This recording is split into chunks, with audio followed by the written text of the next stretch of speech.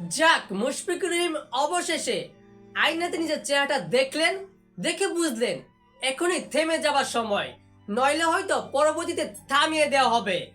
আন্তর্জাতিক ওয়ানডে ক্রিকেটকে বিদায় জানালেন বাংলাদেশ ক্রিকেট ইতিহাসের সর্বকালের সেরা wicket keeper batsman Mushfiqur Rahim. আর মুশফিকুর রহিমের এরকম সিদ্ধান্তকে সেলুট জানায়। এবার কথাটা হচ্ছে, মুশফিকুর রহিমের এই অবসরের সিদ্ধান্তটা সঠিক নাকি ভুল? একদম সঠিক, কেননা এখনই সময় মুশফিকুর রহিমকে এই ওয়ানডে ক্রিকেট থেকে বিদায় নেওয়া, অবসর নেওয়া, যে কাজটা তিনি সুন্দরভাবে সেরে ফেলেছেন। নইলে হয়তো এই মুশফিকুর রহিম বাংলাদেশ ক্রিকেট ইতিহাসের খুব অজরে পড়ে যেতেন। যেরকম বর্তমানে ইমরুল কায়েস, সাব্বির রহমান তারাও যেরকম বাদ হয়ে গেছে, মুশফিকুর রহিমের অবস্থাটা ঠিক তেরকমই হতো। দেখুন, মুশফিকুর রহিম তার অফিসিয়ালি ফেসবুক পেজে একটি পোস্টের মাধ্যমে ওয়ানডে ক্রিকেটকে বিদায় জানিয়েছে, যেখানে একটি লাইন লিখেছে, গত কয়েক সপ্তাহ আমার জন্য খুব চ্যালেঞ্জিং ছিল এবং আমি উপলব্ধি করেছি এটাই আমার ভাগ্য।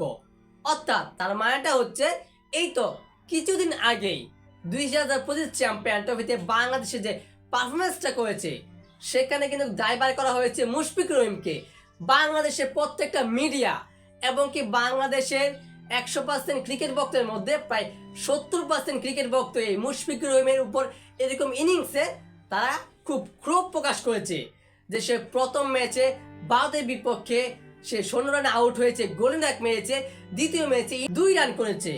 এটা কিন্তু খুবই হতাশাজনক এবং সেটা বাংলাদেশ ক্রিকেট কখনোই মানতে পারছে না যে এই অভিজ্ঞ মুশফিকুর রহিম এটা করে ফেলবে, যার কারণে তাকে অনেক সমালোচনা করা হয়েছে এবং সে অনেক কিছুর মাঝেই এরকম একটা সঠিক সিদ্ধান্ত নিয়েছে, যার কারণে তার এই সিদ্ধান্তকে আমি আবারও বলছি সেলুট জানাই। নইলে এই মুশফিকুর রহিম খুব দীর্ঘদিন যাবৎ বাংলাদেশ ক্রিকেটে অবসর না নিলে তাকে বাদ দেওয়া হতো কিছুদিন পরেই।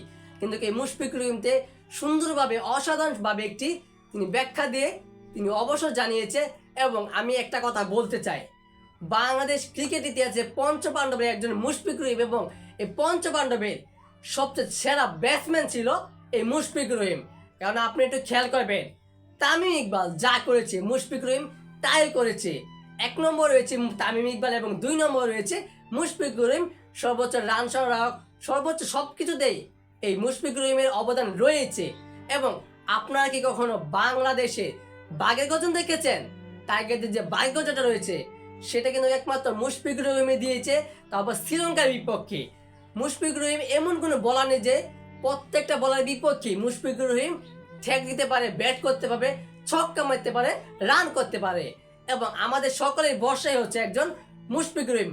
যখন বাংলাদেশ ক্রিকেটে কোনো একটা দলের বিপক্ষে পাওয়ার প্লেতে 2, 3, 4টা উইকেট পড়ে যায়, তখন আমাদের একটাই ভরসা থাকে, মুশফিক মাহমুদুল্লাহ। এই মুশফিকুর রহিমের প্রতি আমাদের সবসময় ভরসা ছিল যে সে আমাদেরকে এবার আজকের ম্যাচে একটা দুর্দান্ত ধৈর্যশীল একটা ইনিংস খেলবে এবং আমাদেরকে ভালো একটা উপহার দিবে, যেটা বাংলাদেশে একটা সম্মানজনক জয় পায়। আর এই মুশফিকুর রহিম অবশেষে বাংলাদেশ ক্রিকেট থেকে অবসর নিয়েছে।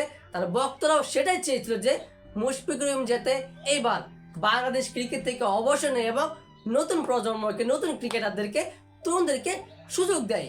ঠিক মুশফিকুর রহিম ঠিক সেটাই করেছে। তিনি ক্রিকেটকে বিদায় জানিয়েছে এবং এটাই ছিল তার জীবনের সবচেয়ে সঠিক একটা সিদ্ধান্ত। 2022 সালে সে টি-20 ক্রিকেট থেকে বিদায় জানিয়েছে। এবার সে 2025 সালে চ্যাম্পিয়ন ট্রফি খেলে ওয়ানডে ক্রিকেটকেও বিদায় জানিয়েছে। এবার শুধু তিনি খেলে যাবেন টেস্ট ক্রিকেটটা। আমরা এখনো বলতে পারবো যে আমাদের মুশফিকুর রহিম রয়েছে এই টেস্ট ক্রিকেটে। 3-4টা উইকেট পড়ে গেলে মুশফিকুর রহিম রান করতে পারবে, দলকে একটা ভালো ইনিংস দিতে পারবে। সো দর্শক, এই বিষয়ে আপনার গুরুত্বপূর্ণ মতামতটি জানিয়ে দিবেন কমেন্ট বক্সে।